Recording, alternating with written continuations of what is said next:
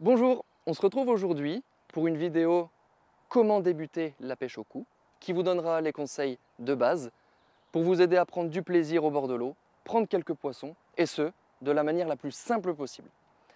Pour cela, on va utiliser le matériel que j'ai devant moi.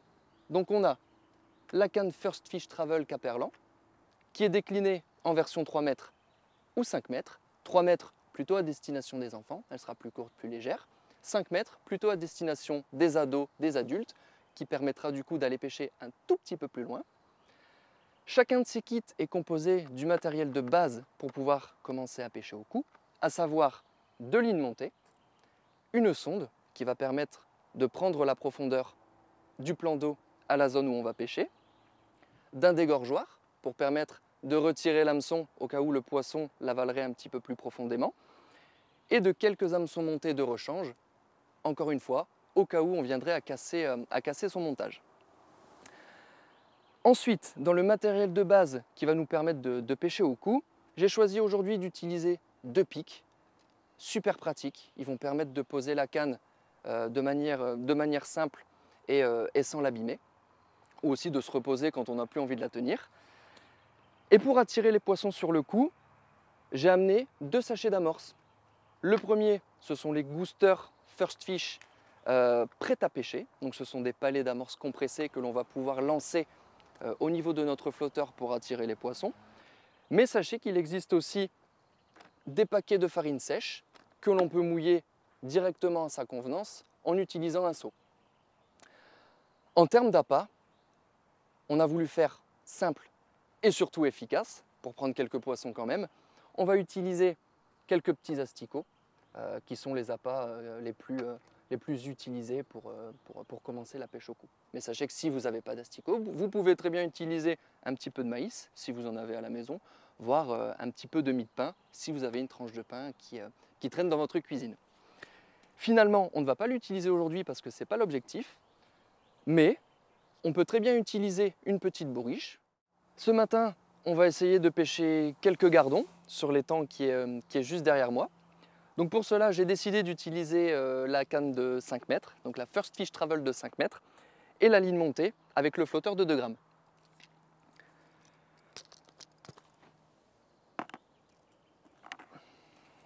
Donc je commence tout d'abord par déplier ma canne, donc gentiment. Je viens assembler et serrer les éléments un à un entre eux, pas trop fort, pour éviter de le coincer.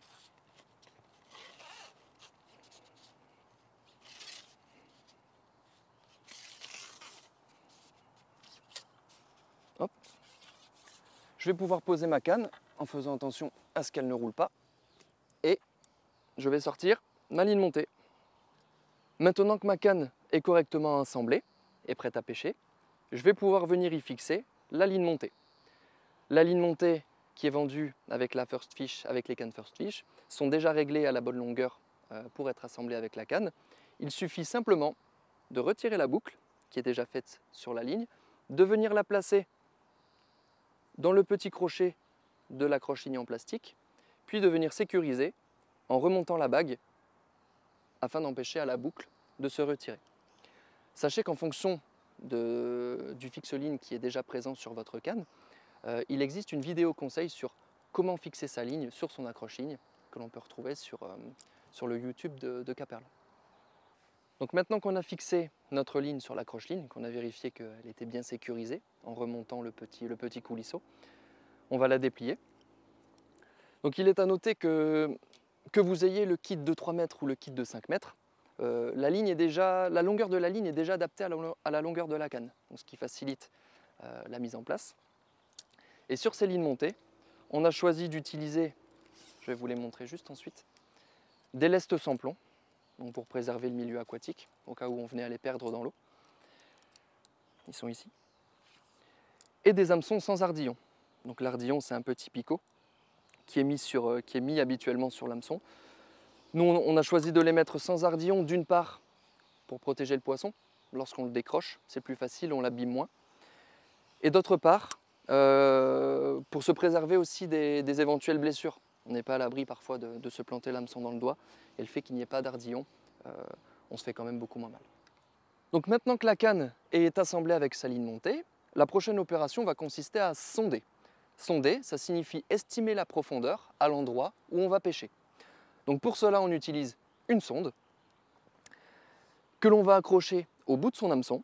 Donc ici, pour garantir la bonne tenue de la sonde autour de l'hameçon, j'ai ajouté un petit asticot sur l'hameçon. Comme ça, si jamais la sonde venait à glisser un tout petit peu, on a au moins l'appât qui permettrait de la retenir. L'opération de sondage, il faut être assez délicat. Donc ici, je suis en train de placer la sonde.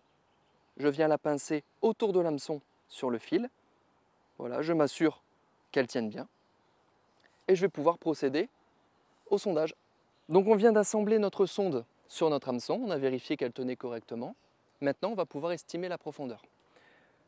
Pourquoi c'est important de sonder?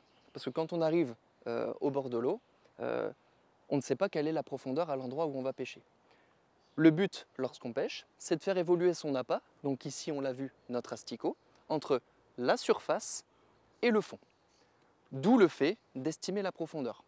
Donc le but ici, ça va être de lancer la sonde à l'endroit où on va pêcher, de garder le fil vertical pour pouvoir estimer la profondeur. Donc ici,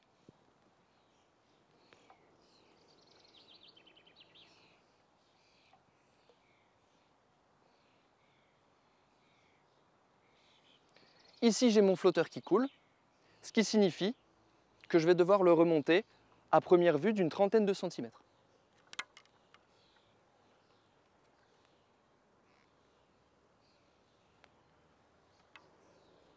Je recommence l'opération.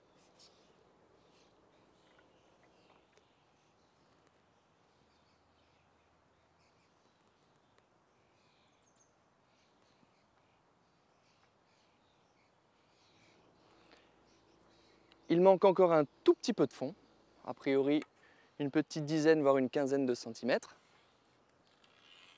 Je remonte mon flotteur et je vérifie que ce soit correct.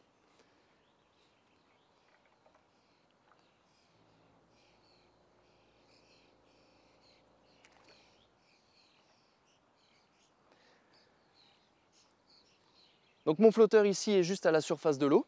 Ma sonde est donc posée juste sur le fond, ce qui signifie que mon appât va se balader vraiment proche du fond. Ce qui est plutôt pas mal, en sachant qu'ensuite, on va amorcer, donc jeter de l'amorce sur le fond, et donc réunir les poissons proche de mon appât. On vient de terminer de sonder. Donc là, j'ai posé ma canne sur le repose-canne, ma ligne est dans l'eau, elle pêche. Et l'objectif maintenant, ça va être de ramener quelques poissons sur le coup. Donc pour cela, je vais utiliser les Gooster First Fish, qui sont des palets d'amorce compressés, et que je vais lancer en direction de ma canne, entre mon flotteur et mon sillon. L'objectif de ces pelets-là étant de se dissoudre sur le fond, pour que les poissons puissent venir manger les particules d'amorce. Je vais commencer par en jeter 2 en début de partie de pêche, et ensuite, en fonction du nombre de touches et du temps de dissolution, qui est indicatif à 30 minutes, je pense que je relancerai un palet d'ici une vingtaine, une trentaine de minutes.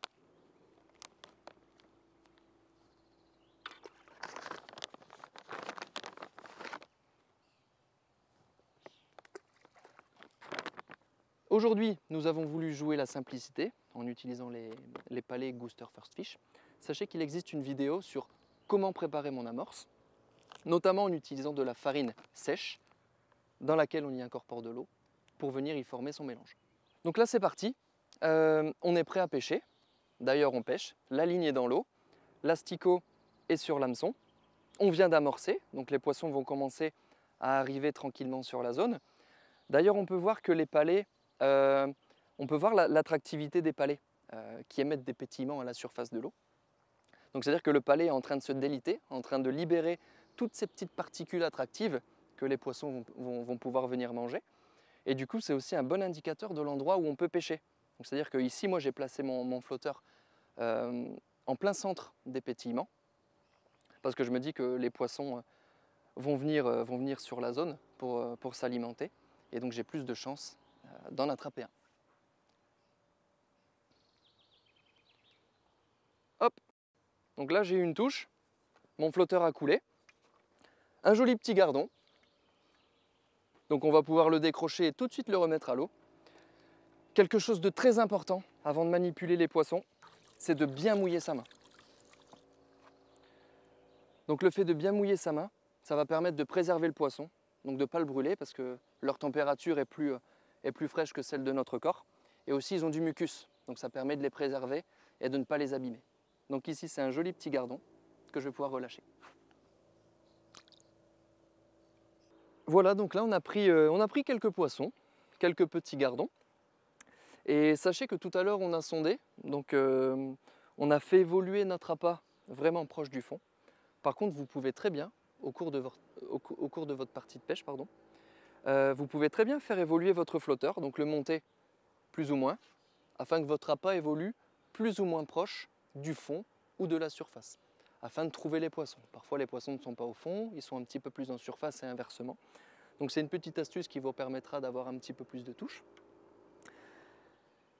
Je vous remercie d'avoir suivi cette vidéo sur comment débuter la pêche. J'espère qu'elle vous permettra d'avoir quelques bases et quelques clés pour prendre du plaisir au bord de l'eau et comme moi aujourd'hui, prendre quelques poissons. Si vous avez la moindre question, vous n'hésitez pas à en faire part sur les commentaires de cette vidéo ou sinon sur nos réseaux sociaux. À très bientôt!